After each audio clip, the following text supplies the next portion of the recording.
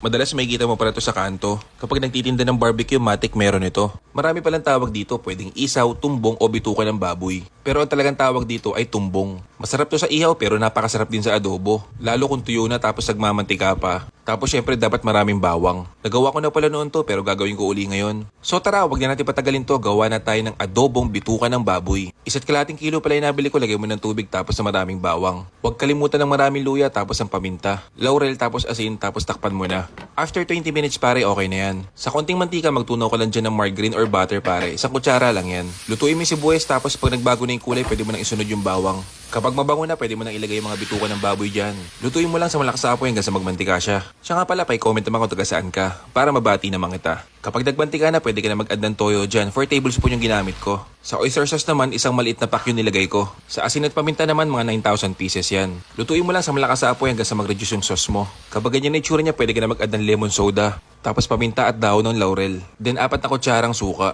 Takpan tapos pakuluan mo ulit ng mga 25 minutes. After 25 minutes pare, dapat malambot na yan. Hayaan mo lang siya nakabukas para matuyo siya. Mas malasa kasi ang adobo kapag tuyo. Sa sili naman pare, optional lang yan. Pero iba kasi dating kapag maanghang no? Tignan mo naman, itsura pala pang main event na no? Sana lang hindi mo napapanood na madaling araw to. Automatic magpapansit kanton garito. O siya, kung gusto mo na mga gantong video, i-follow mo ko. Sampalok or present.